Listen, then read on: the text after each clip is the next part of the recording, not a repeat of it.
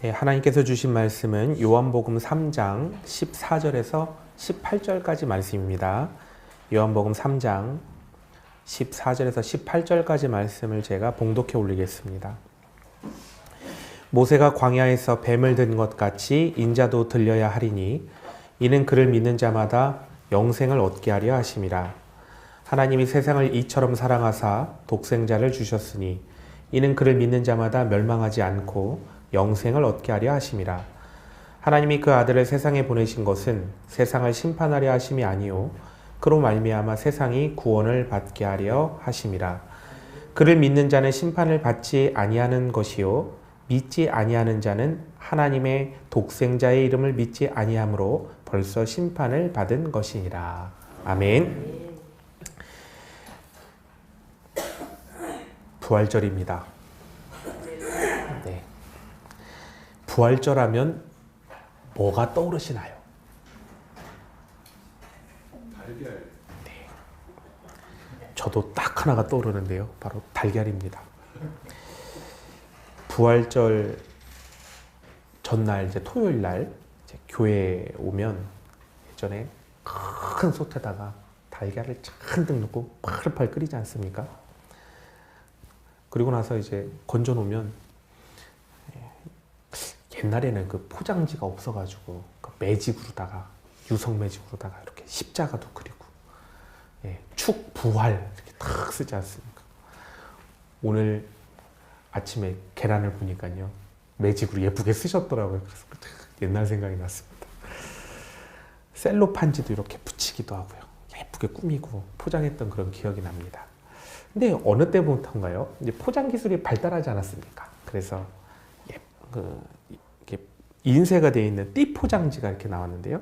계란에다 이제 그걸 싸가지고 뜨거운 물에 넣었다 빼면 이제 수축이 탁 돼가지고 예쁘게 탁 포장되어 나왔죠. 그리고 계란이라는 것이 이제 삶게 되면 꼭 깨지고 금 같은 거 이렇게 좀 많이 나오지 않습니까?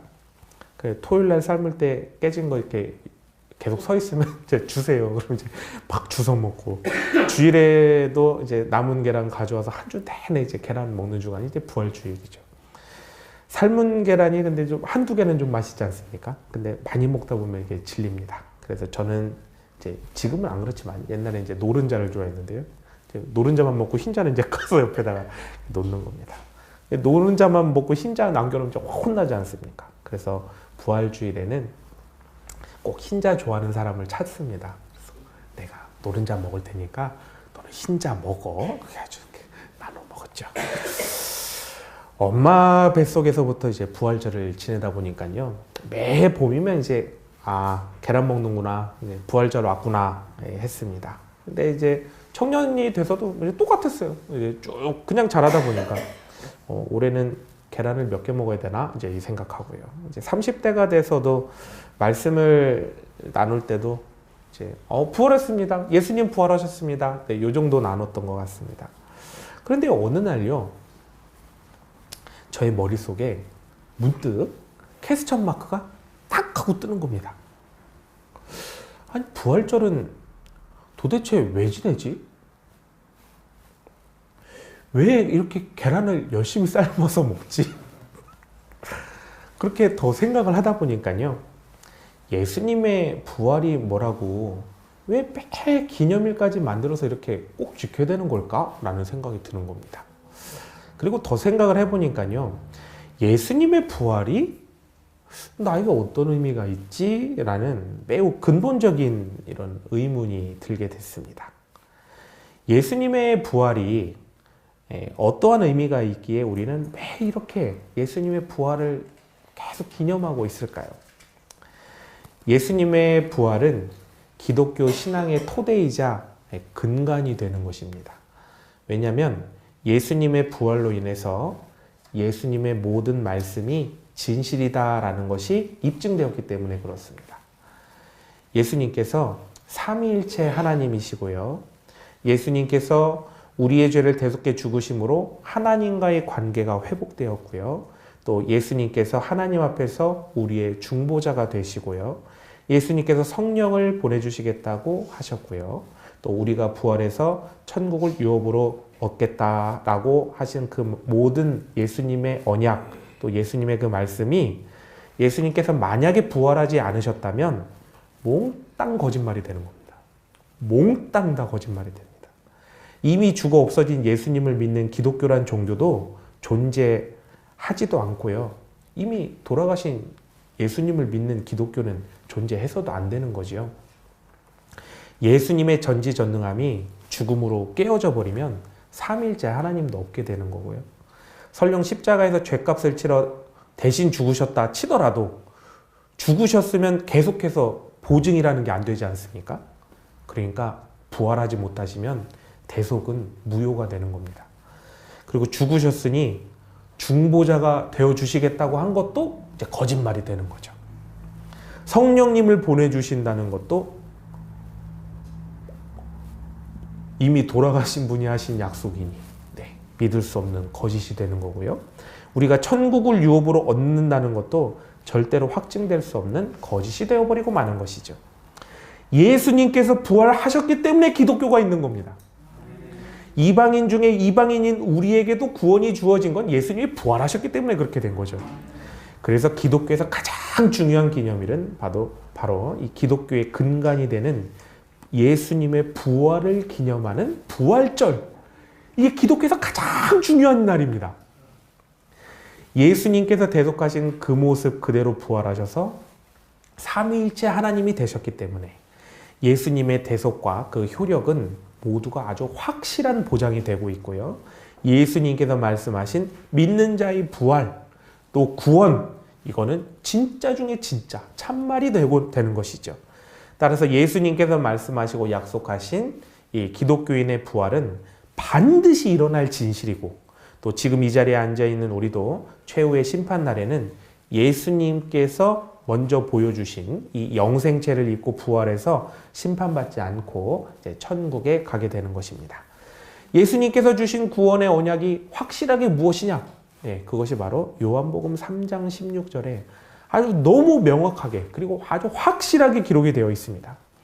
하나님이 세상을 이처럼 사랑하사 독생자를 주셨으니 이는 그를 믿는 자마다 멸망하지 않고 영생을 얻게 하려 하심이라. 바로 이 말씀이 예수님께서 죽음을 이기시고 부활하심으로 인하여 승리자가 되셨기 때문에 주신 구원의 확약이 되겠습니다. 그래서 부활주일인 오늘 우리는 이 요한복음 3장 16절 말씀을 깊이 묵상함으로 인해서 승리자이신 예수님께서 주신 구원의 확약이 무엇인가, 이 깊은 의미를 좀 알았으면 좋겠습니다. 첫 번째는요, 바로 이 말씀은 예수님의 확약은 바로 사랑의 약속이라는 겁니다. 사랑의 약속. 요한복음 3장 16절의 언약은 아주 놀랍게도 사랑의 언약으로 시작하고 있습니다. 하나님께서 세상을 이처럼 사랑하시겠다는 의지를 아주 강력하게 말씀해주고 계시죠. 자, 그러면 여러분 이거 외울 때마다 이상하지 않았습니까? 도대체 이처럼의 뜻이 뭘까요? 이처럼 하나님이 세상을 숫자입니까? 아니죠. 도대체 이 이처럼이 뭘까요? 두 가지 선택지가 있습니다. 지금 앞에 있는 어떤 절을 받는 거죠. 두 가지 선택지가 있는데요. 하나는 14절에서 15절까지 광야의 놋뱀 사건에서 보여주신 사랑과 가치가 되고요. 두 번째는 나머지 하나는 16절에 독생자를 주심과 같이 이렇게 사랑하신다는 겁니다. 네, 이해가 가시죠? 그런데요, 14절에서 15절 놋뱀 사건과 이 16절의 독생자를 주심은 의미가 똑같이 아주 한 맥락으로 딱 똑같이 이렇게 흘러가는 것을 보게 됩니다. 그래서 그리스도 대속의 예표로서 보였던 놋뱀이 이제 예수 그리스도의 대속을 통해서 이루어지게 된 것이죠. 14절에서 15절 말씀은요, 어느 부분을 말해주고 있는 거냐면 민수기 20장에서 21장 사이에 일어난 일을 담고 있습니다. 어떤 이야기냐? 이스라엘이요, 이제 출애굽을 하지 않았습니까? 출애굽을 한 후 광야 생활 끝이 다가옵니다. 그래서 40년째 마지막 해를 이제 딱 맞이하게 된 겁니다. 그래서 이스라엘이 이제 가나안에 들어갈 준비를 하면서 에돔의 변방, 이제 이스라엘의 이제 남쪽, 쭉 남쪽에 있는 에돔의 변방 가데스에 다 집결을 합니다. 그래서 모세가 가나안까지 이제 에돔을 가로질러 통과하면 이제 금방 이제 가나안에 도착하는 겁니다. 그래서 이제 정복 전쟁이 시작되면 되는데 에돔을 가로질러 통과할 수 있도록 이제 모세가 에돔 왕에게 허락을 구하는데요. 이 에돔 왕이 모세의 요청을 아주 단번에 거절하는 겁니다. 안 됩니다. 다 이렇게. 그리고 자기의 많은 백성들을 거느리고 나와서 이스라엘이 지나가지 못하도록 그 길을 아주 딱 차단을 한 겁니다. 그럼 어떻게 합니까? 지나갈 수 없지 않습니까? 그래서 이스라엘이 에돔을 가로질러 가는 이 편한 길을 놔두고 험한 광야의 길을 다시금 걸어서 가나안으로 이제 향하게 되죠. 이때 백성들이 너무너무나 화가 나고 막 심령이 상합니다. 그래서 하나님과 모세를 향해서 아주 엄청나게 불만을 막 쏟아내고 심지어는 뭐라고 얘기하냐면요. 만나를 하찮은 음식입니다. 라고 이렇게 칭하게 됩니다. 하찮은 음식. 이제까지 무려 40년간 베풀어 주신 하나님의 은혜를 하찮다라고. 왜 우리를 이곳까지 끌고 왔냐고 하나님의 은혜를 한순간에 깔아뭉개버립니다. 이에 하나님께서요. 맹독을 가진 이제 불뱀을 보내서 이제 물게 하셨는데요. 이때 수많은 백성들이 이제 물려 죽게 됩니다. 백성들이 이제 모세에게 가서 이제 잘못했습니다. 좀 하나님께 가서 좀 중보를 해주셔서 저희들이 나을 수 있도록 좀 도와주십시오 하고 이 구원의 중보를 간절히 부탁하는데요. 하나님께서는 이제 모세를 통해서 불뱀을 그럼 장대 위에 달고 그걸 보면 살게 해주겠다고 이제 말씀을 하십니다. 그래서 모세가 이 불뱀을 뭘로 만드냐면요. 노수로 만듭니다. 노수로. 이 노수로 뱀을 만들어 가지고 장대 위에 달고 이를 본 모든 백성이 이제 구원을 받게 됩니다. 광야라는 곳이요. 원래 어떤 곳인가? 신명기 8장 15절을 보면 알 수 있는데요. 너를 인도하여 그 광대하고 위험한 광야, 곧 불뱀과 전갈이 있고 물이 없는 간조한 땅을 지나게 하셨으며 또 너를 위하여 단단한 반석에서 물을 내셨으며 라는 이 신명기 8장 15절 말씀을 딱 볼 때요. 광야가 어떤 곳이냐? 사람이 살 수 없는 정말로 척박하고 정말로 무서운 곳이구나 라는 걸 알게 됩니다. 이스라엘이 종종 광야 생활이 고달플 때면 애굽이 좋았다고 이렇게 얘기하지 않습니까? 그런데 실질적 애굽 생활이 어땠을까 이렇게 보면 모세의 말인 민수기 20장 15절을 통해서 알 수 있는데요. 우리 조상들이 애굽으로 내려갔으므로 우리가 애굽에 오래 거주하였더니 애굽인이 우리 조상들과 우리를 학대하였으므로 라고 이제 기록되어 있습니다. 이 말씀을 보면 유대인이 애굽에서 얼마나 살기가 힘들었을까를 한마디로 이제 다 알 수 있는 거죠. 그럼 애굽 전에는 그러면 좀 이스라엘이 편하게 살았느냐면 그렇지 않습니다. 바로 앞에서요. 야곱이 이제 자기의 말을 하게 되는데요. 창세기 47장 9절을 보시면 야곱이 바로에게 아뢰되 내 나그네 길의 세월이 130년이다. 내 나이가 얼마 못 되니 우리 조상의 나그네 길에 연조에 미치지 못하나 험악한 세월을 보냈었나이다. 라고 얘기를 합니다. 그러니까 뭡니까? 애굽 오기 전 이 가나안 생활도 매우 힘들고 고달프고 어려웠다라는 것을 알려주고 있는 것 아닙니까? 잘 생각해 보면요.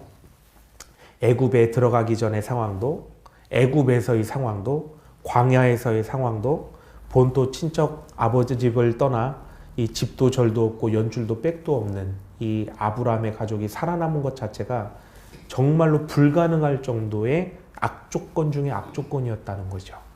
그런데 힘들어도 살 수 있었던 것은 무엇이냐? 힘들어도 애굽에서 큰 민족이 될 수 있었던 것은 무슨 이유 때문이냐? 힘들어도 광야에서 40년간 살 수 있었던 것은 무엇 때문이냐? 바로 하나님께서 은혜로서 살펴주셨기 때문에 이들이 이렇게 살 수 있었다는 거죠. 하나님께서 힘들게 하신 게 아니라요. 하나님의 은혜가 있으니까 힘든 것에서 끝나고 생명을 지킴받아 이제까지 왔다는 것입니다. 이걸 모르고요.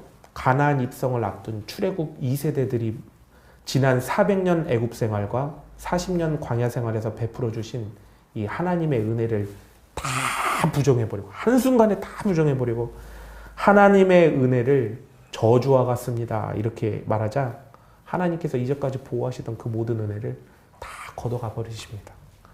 그러니까 어떻게 됩니까? 곧바로 불뱀에 물리게 되는 겁니다.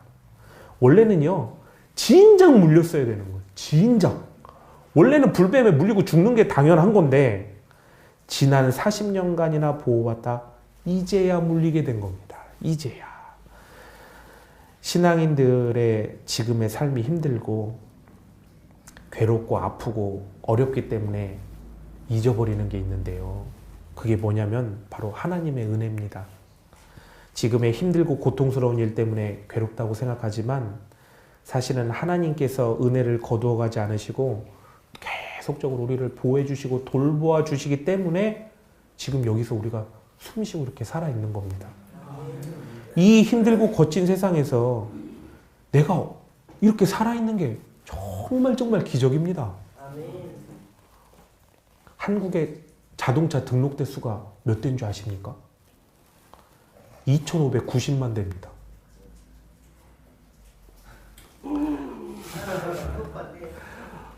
이 정도는 놀라야 됩니다. 우리나라 차가 얼마나 많은지 모릅니다.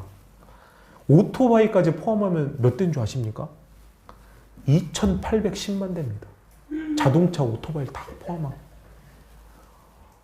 뭐 느끼시는 게 없습니까? 교통사고 나는 게 정상인 겁니다. 그렇죠. 아니, 차가 이렇게 많이 다닌다. 교통사고 나는 게 다행이라.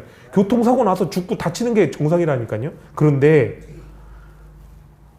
이렇게 멀쩡히 잘 있지 않습니까? 이게 과연 내가 조심해서 이렇게 잘 있는 겁니까? 아니라는 겁니다. 수많은 질병과 돌림병이 있고요. 생명과 직접 연관되는 중증병이 얼마나 많은지 모릅니다. 그런데요, 이렇게 숨 편하게 잘 지금 쉬고 이렇게 앉아 있는 거예요. 이게 내가 내 건강 잘 돌봐서 이렇게 잘 있는 걸까요? 아닙니다. 진짜 아닙니다. 하나님께서 은혜를 내려주셨기 때문에 있는 거죠. 삼면이 바다 아닙니까, 우리나라가요? 산이 또 얼마나 많습니까? 자연재해 속에 죽는 게 맞습니다. 그렇죠. 그런데요, 자연재해 속에서 그렇게 큰 피해를 안 입고 이렇게 우리가 잘 살고 있지 않습니까? 이게 그냥 우연찮게 일어나는 일이 아닙니다. 심지어는 우리나라 반도 아닙니까? 이 강대국들에 둘러싸여 있는 이 나라가 지금 전쟁이 일어나서 이미 멸망하고 말았어야 되는데 전쟁이 일어나지 않고 총칼에도 죽지 않고 저 위에 있는 독재자가 그렇게 여기를 부시고 죽이려고 난리 부르스를 치는데도 불구하고 우리가 그렇게 안전하게 예배 잘 드리고 있지 않습니까? 이게 행정과 정치를 잘했기 때문에 이런 일이 일어날 수 있는 겁니까? 아닙니다. 하나님이 보호해 주셔서 그런 거지. 이 좁은 나라에요, 몇 명이 살고 있는지 아십니까? 5,163만 명이 살고 있습니다. 놀라셔야 돼요. 우리들이 이렇게 인구수가 많습니다. 5,163만 명이 살고 있는데요. 놀라운 사실이 있습니다. 뭐가 놀랍냐면요, 밥을 굶지 않고 살고 있다는 거예요. 자원도 없는 나라. 이게 놀라운 일 아닙니까? 우리 전쟁 세대를 겪으신 어르신들은 이게 얼마나 기적인지 알고 있지 않습니까? 밥을 굶지를 않아요. 그런데요, 굶지만 않는 게 아닙니다. 놀라지 마십시오. 매끼 쌀밥을 먹습니다.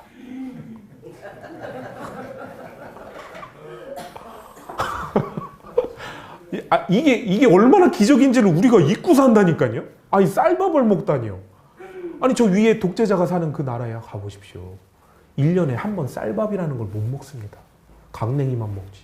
어떻게 쌀밥이 입에 들어갑니까? 거기 근데 북한은 자원이라도 있지 않습니까? 우리나라 자원이 어디 있습니까? 하나도 없는데 매끼 쌀밥을 먹어요. 이게 얼마나 놀라운 일입니까? 더 놀라운 일이 있습니다. 반찬이 고기가 나옵니다. 날마다 잔치입니다. 더 놀라운 사실이 있어요. 심지어 벗고 다니는 사람이 없습니다. 다 옷을 입고 있어요.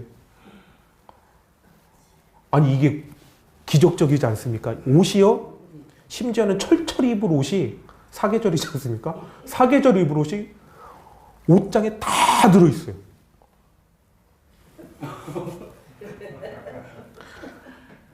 집집마다 월세라도 줬습니다. 다 가서 구할 집들이 다 있으신 거예요. 예. 더 놀라운 사실이 있습니다. 이동하실 때요, 자동차를 타고 다니세요. 걸어 다니지 않으세요. 버스라는 것도 타고 시고 자가용도 타고 다니시죠. 이게 북한을 한 일주일만 갔다 오면 이게 얼마나 기적인지를 우리가 다시금 깨닫습니다. 그런데요, 여기서 더 얼마나 풍족한지 심지어는 여가 시간이 나면 취미 생활도 한다는 겁니다. 취미 생활을 할 수가 있어요. 아니, 이렇게 복을 받을 수가 있나 싶습니다. 아니, 우리가 뭐 했길래 이렇게 복을 받아 누릴 수가 있죠? 이게 하나님의 너무나 큰 은혜 아닙니까? 이게 그저 우리가 단순히 열심히 살았기 때문에 얻을 수 있는 복입니까? 아닙니다. 진짜 아닙니다. 다 하나님께서 사랑하시사 베풀어 주신 그 은혜 때문에, 하나님께서 보호해 주시기 때문에 그렇게 살고 있는 거죠. 물론 힘들고 고통스럽고 각자 나름대로의 어려운 사정들이 다 있지요. 하지만 지금 이 광야와는 비교할 수 없을 만큼 거칠고 험한 이 세상에서 내가 이렇게 숨쉬고 살아가고 있는 것은 정말로 하나님의 특별하신 사랑으로 베풀어진 은혜로, 그야말로 기적 중에 기적으로 우리가 살아가고 있다는 것입니다. 그런데요, 이 하나님께서 보내주신 이 불뱀을 보면 뱀은 상징성이 있습니다. 뱀의 상징성 뭘요? 우리는 너무나 잘 알고 있죠? 바로 사단, 저주, 이거를 얘기하고 있습니다. 하나님께서는 하나님을 거역한 백성들이 사단에 의해서 자신들의 죄가 심판당하고 그렇기 때문에 멸망당하는 것을 바로 이 불뱀 사건을 통해서 보여주십니다. 하지만 중보자인 모세를 통해서 하나님께서는 이제 살 길을 열어주시고요, 불뱀을 만들어서 장대 위에 매달아서 그것을 보면 살도록 해주셨습니다. 모세는요, 이 불뱀을 만들어서 다루라는 그 명령에 놋으로 뱀을 만들어서 이제 장대 위에 세우게 되는데, 이스라엘이요, 예수님 오실 때까지 도대체 이게 뭔지를 몰랐다는 겁니다. 그냥 뱀이 달려있는 줄 알았지, 이게 도대체 뭐지? 아무도 몰랐어요. 그런데 예수님께서 니고데모와의 대화 속에서 이제 그 비밀을 알려주십니다. 바로 이것이 그리스도의 대속을 상징하는 것이다 라는 것을 알려주신 겁니다. 이제서야 알게 된 거죠. 좀 더 말씀드리면요, 놋이 의미하는 바가 있기 때문에 그렇습니다. 놋이 뭘 의미하냐면요, 성경에서는 항상 하나님께서 베푸시는 공의의 심판을 얘기합니다. 놋이 뭐라고요? 공의의 심판입니다. 그래서 번제단을 뭘로 감싸냐면 바로 이 놋으로 감싸라고 하나님께서 말씀하시죠. 번제단이 무엇입니까? 바로 하나님의 심판대 아닙니까? 이 심판대 앞에서 제물을 통해 대속이 이루어지도록 하는 것, 그것이 바로 이제 번제단이죠. 번제단의 제물을 통한 대속으로 인해서 하나님의 공의와 심판에서 죄사함을 받는 것입니다. 그래서 번제단은 이제 놋으로 만들어 놓은 거죠. 그럼 무엇입니까? 놋으로 뱀을 만들었다는 건 무엇이겠습니까? 뱀이 상징하는 사단, 죄, 사망, 악의 모든 근원, 이런 것들이 놋, 즉 하나님께서 심판하셨다라는 것을 나타내고 있는 것입니다. 그런데 이 놋뱀이 어떻게 됩니까? 장대에 매달으라고 하지 않으셨습니까? 이 장대가 그냥 장대가 아니고 네스라는 단어를 사용하는데요. 이 단어는요, 대개 어떤 공동의 행위를 위해서, 또 중요한 정보의 전달을 위해서 사람들에게 다 알리고 다 모이게 하는 어떤 그런 표식을 얘기할 때 이 네스라는 단어를 씁니다. 그러니까요, 이 놋뱀을 장대에 다는 것이 무엇이냐? 바로 불뱀에 대한 하나님의 심판이 완벽하게 행하여졌다라는 것을 아주 공개적으로 이제 전시하고 있는 것입니다. 근데 이때 착각하지 말아야 될 것은 무엇이냐면요, 놋뱀이 예수님이 아니라는 거예요. 놋뱀은 예수님이 아닙니다. 이 행위 자체가 이제 대속을 나타낸다는 거지, 뱀은 예수님이 아닙니다. 이거 착각하시면 안 됩니다. 그래서 놋뱀을 장대에 거는 일이 바로 그리스도인 예수께서 하실 대속을 예표하는 일이다라는 것을 이제 그때부터 하나님께서는 미리 공표해 주셨습니다. 그래서 예수님께서는 모세가 광야에 뱀을 든 것 같이 인자도 들려야 한다라고 명확하게 알려주십니다. 예수님께서는 십자가에서 모든 죄를 대속하심으로 죄와 사망, 악의 근원, 그리고 사단까지도 그 자리에서 이제 다 심판하셨습니다. 그런데 이스라엘이 살기 위해서는 한 가지를 더 해야 했습니다. 한 가지를 더 해야 되죠. 뭐냐면요, 바로 하나님께서 정하신 법칙인 노뱀을 보는 일을 해야만 구원을 받는 것입니다. 그래야 하나님께서 베푸신 구원이 그제서야 성립이 완성이 되는 거죠. 아무리 쉬운 일 같아 보여도, 어떻게 보는 것이 사람을 낫게 하는 거지 이해가 되지 않을지라도, 과학적으로 의학적으로 이게 어떻게 말이 돼요? 이해가 가지 않을지라도 하나님 말씀에 순종해서 따라야 구원을 받게 되는 것입니다. 이것이 예수님께서 대속하신 후에는 예수님을 믿는 것 이것이 되었고, 하나님의 말씀에 순종하여 믿기만 하면 구원을 받게 되는 것입니다. 네, 믿기만 하면 구원을 받습니다. 자, 그런데 이제 우리가 조금 더 깊이 알아야 될 것이 있습니다. 왜냐하면 하나님께서 지금 불변의 법칙인 하나님 그 자체를 거스르고 계시기 때문에 그렇죠. 우리는 예수님 믿고 죄를 용서받고 구원받는구나 이렇게만 생각하지, 이것이 얼마나 말이 안 되는 일인가에 대해서는 잘 생각하지 않을 때가 있습니다. 하나님께서 어떤 하나님이십니까? 공의 하나님 아니십니까? 그런데 하나님께서 심판하지 않고 용서해 주신다니요. 말이 안 되는 거 아닙니까? 아니, 하나님 용서해 주시면 안 되죠. 다 심판 칼같이 정확하게 하셔야죠. 반대로요, 하나님은 어떤 하나님이십니까? 사랑의 하나님 아니십니까? 그런데 하나님께서 사랑하지 않고 심판을 하신다니, 말이 안 되지 않습니까? 이 두 가지 속성이 너무나 대립을 심하게 하고 있습니다. 완벽하신 하나님께서 충돌하시는, 절대 있을 수 없는 일이 이 우주 만물 중에 딱 누구에게만 일어나느냐? 바로 인간에게만 일어나고 있다는 겁니다. 다시 말해서 아담과 하와가 범죄한 이후 모든 인류는 없어졌어야 되는데, 계속해서 절대자이신 하나님의 공의와 사랑이 충돌해 가면서도 인류가 계속 존속해내고 있다는 것입니다.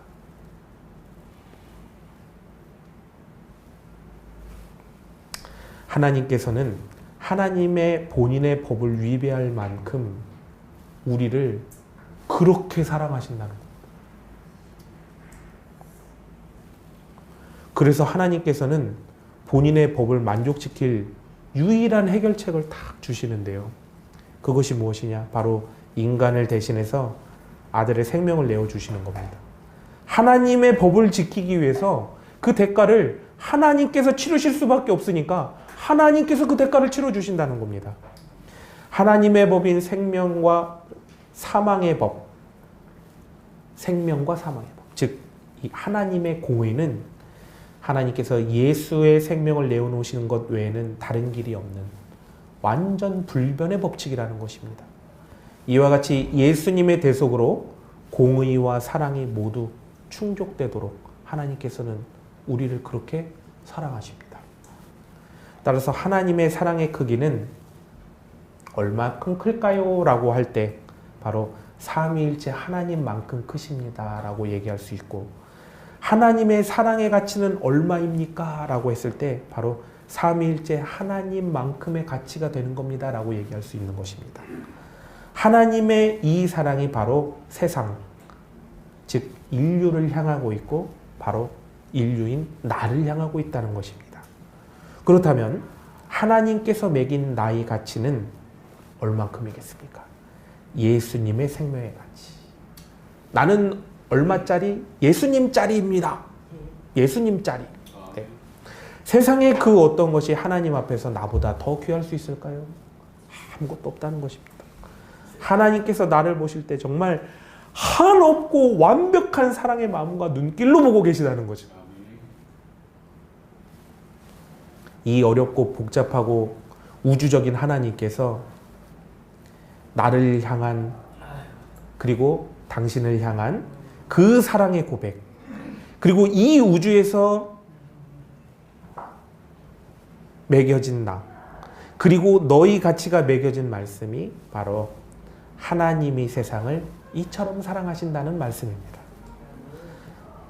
그런데요, 문제가 있습니다. 이렇게 하나님께서는 우리를 사랑하시지만 하나님께서는 이렇게 사랑하는 인간들을 지구라는 별에 다 모아놓지 않으셨습니까? 그러니 지구를 향한 하나님의 관심과 사랑이 얼마나 뜨거우시겠습니까? 그런데 하나님과 인간 사이에는 문제가 없는데 사랑, 인간과 인간 사이에는 이제 문제가 됩니다. 왜냐하면 우주 전체를 통틀어서 가장 독보적이고 사랑스러운 이 존재들이 이 지구라는 별 안에 무려 79.5억 명이 살고 있는 겁니다. 좀 많이 살고 있어요. 우주적으로는 너무나 적거든요. 그런데 지구적으로는 조금 인원이 많습니다. 그래서 사람이 사람을 볼 때는 그렇게 귀하게 보이지 않는 것이죠. 그래서 인간 존중은 인본주의적으로 생각할 때 절대 인간 존중이 생겨나지 않습니다. 진짜입니다. 인본주의 하지 않습니까? 근데요, 인본주의에 함정이 있습니다. 인본주의자들은 절대 인간을 귀하게 여기지 않습니다.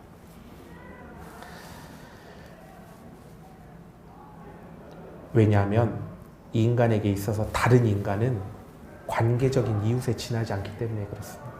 그 사람이 없으면 내가 생명이 없고 그런 게 없는 거죠. 하지만 하나님을 통해 인간을 볼 때는 인간 존중이 생겨나게 됩니다. 왜냐하면 우리 한 영혼은 다 예수님께서 목숨값 주고 사신 천하보다 귀한 그 단 한 명이기 때문에 그렇죠. 하나님께서 우리를 볼 때 직접 나를 보시기도 하지만 예수님을 통해서도 보시지 않으십니까? 그래서 우리는 하나님의 친아들을 향한 사랑을 그대로 받을 수밖에 없는 겁니다. 하나님 아버지의 유산이자 집인 천국을 유업으로 받을 수밖에 없는 것이죠. 그렇다면 신앙인도 그래야 하겠지요. 내가 보는 내가 보는 그 사람은 단순히 79.5억 명 중에 하나가 아니라 예수님께서 목숨 걸고 살려내신 고귀한 존재로 봐야 된다는 것입니다. 예수님께서 말씀하시죠. 요한복음 13장 14절에 이런 말씀하십니다. 내가 주와 또는 선생이 되어 너희 발을 씻었으니 너희도 서로 발을 씻어주는 것이 옳으니라. 이것은요, 용서해 주라는 말도 되지만요, 예수님께서 하신 말씀에 더 깊은 그 의도를 이렇게 파고 들어가 보면 이런 마음이 있습니다. 뭐냐면요, 내가 이렇게 종이 되어 발을 닦아준 것만큼 소중하게 생각하는 사람을 너도 얘를 그렇게 귀하게 좀 여겨라. 이 마음이 들어있는 겁니다. 내가 얘 발을 이렇게 닦아줬잖니. 나를 봐서라도 얘를 그렇게 귀하게 좀 여겨줘라. 하나님의 사랑은 곧 구원이고요. 하나님의 사랑을 받은 인간은 하나님의 사랑과 예수님의 사랑을 알면 알수록 하나님을 더 경외하게 되고 이웃을 더 존귀하게 여기고 또 사랑하게 되는 것입니다. 자, 이제 두 번째는요, 멸망하지 않는다는 약속을 하나님께서 주셨습니다. 멸망하지 않는다. 16절의 멸망은요, 아폴림이라고 하는데요, 파괴하다, 멸망하다, 죽는다라는 뜻을 가지고 있습니다. 그런데요, 이 멸망이라는 단어가 중간태 용법으로 사용되고 있다는 것입니다. 이 중간태라는 어려운 이야기를 왜 하냐면요, 이 중간태라는 단어가 동작의 주체를 강조할 때 사용하는 용법이기 때문에 그렇습니다. 그래서요, 우리나라 어감상은 멸망하지 않고 그냥 멸망당하지 않는다라는 그런 단순한 의미로 비춰지거든요. 그런데 원어를 보면 이런 의미가 됩니다. 하나님께서 멸망하지 않도록 하시겠다. 하나님께서 파괴되지 않도록 하시겠다. 하나님께서 죽도록 두지 않으시겠다라는 이런 아주 하나님의 강력한 의지가 담긴 말씀이 바로 멸망하지 않고라는 말이 되는 것입니다. 요즘 휴대폰 없는 사람 없지 않습니까? 휴대폰 다 갖고 계시죠? 이 휴대폰이요, 요즘 많이 비싸져 가지고요, 한 200만 원도 하고 그렇습니다. 깜짝 놀라셨죠? 그런데요, 휴대폰 사면 어떻습니까? 아주 소중한 아기 다루듯이 다루지 않습니까? 얼마나 소중하게 여기는지요. 이 핸드폰 화면이 있지 않습니까? 이건 액정이라고 하는데요. 이 액정에 경도가 9입니다. 경도가 9. 이 경도가 9라는 건 뭐냐면요. 쇠로 긁어도 긁힘이 안 난다는 겁니다. 그러니까 가서 이렇게 열쇠를 긁어보세요. 이렇게 긁히나? 안 긁혀요. 그렇게 세죠. 그런데요. 새로 산 휴대폰 액정 기스날까봐 어떻게 합니까? 보호필름을 그 위에 싹 붙여놓지 않습니까? 그냥 가만히 놔도 안 긁혀요. 그런데 보호필름을 싹 붙이고요. 때타 못 텄습니까? 이렇게 막 열심히 닦지 않습니까? 수시로 닦죠. 휴대폰 몸통은 어떻습니까? 몸통.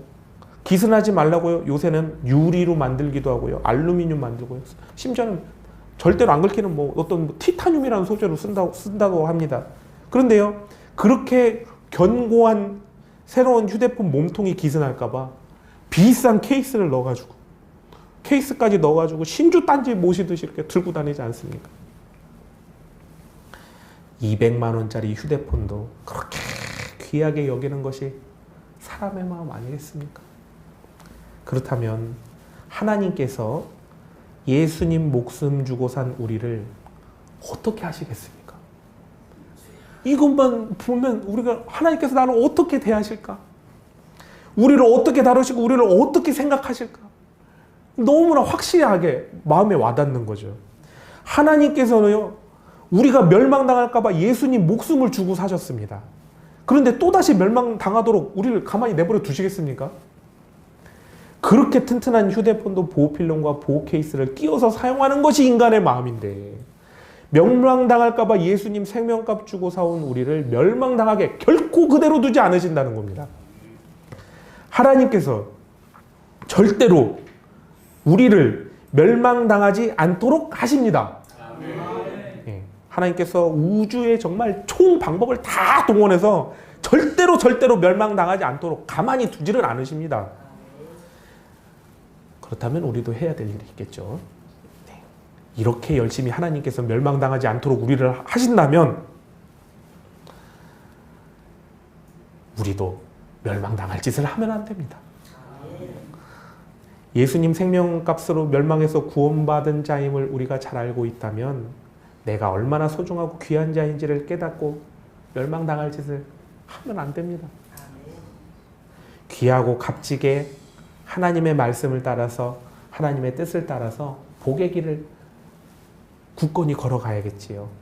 그리고 지금 나를 멸망으로 이끄는 곳에서 구원해달라고 기도하고 날마다 성령님의 인도하심을 따라서 나아가야 할 것입니다.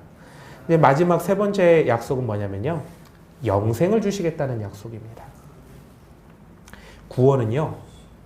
멸망에서 건짐받으면 끝나는 것이 아닙니다. 생명을 얻어야 완성이 됩니다. 그렇죠? 이런 것이죠. 내 앞에 있는 문제가 해결됐다고 구원을 받은 것이 아니라는 거죠. 내가 심판받을 짓 하지 않았다고 구원받은 것이 아니라는 사실입니다. 세상 속에서 날마다 천국으로 인도받고 있는 중이어야 하고 천국으로 완전히 들어가야 구원이 완성되는 것이지요. 영생은 단순히 영원히 사는 것이 아닙니다. 그냥 오래 살면 뭐합니까? 날마다 하나님 통치하심 가운데 믿음으로 승리하는 삶. 하나님의 말씀을 따라서 순종함으로 하나님의 뜻이 이루어지는 삶을 통해서 천국으로 나아가는 것. 그래서 죽어서 부활하여 천국에 들어가는 것. 이것이 바로 영생인 것이죠. 하나님께서는 예수님 목숨값 주고 산 우리에게 영생을 주시겠다고 말씀하십니다. 그렇다면 이 영생의 주어짐은 그냥 소극적으로 주어지는 게 아니라는 거죠. 소극적으로. 얼마나 적극적으로 강력하게 주시겠다는 메시지인지 모릅니다. 하나님께서 예수님의 대속을 믿은 자들의 삶을 강력하게 주관하고 인도하셔서 삶을 통해서 그들을 두드리고 만지고 고치셔서 우주의 모든 방법을 다 동원해서 생명길로 나아가도록 인도하시겠다는 하나님의 강력하신 메시지의 선포입니다. 사랑하는 성도 여러분, 부활하셔서 승리하신 예수님께서 주신 구원의 확약이 얼마나 강력한지 이제 좀 아시겠습니까? 오늘 하나님께서 우리를 대신해 죽으시고 부활하신 예수님을 통하여 보증 삼으시고 증거 삼아서 하신 확약이 바로 나를 사랑하신다는 겁니다. 나를 사랑하시는구나.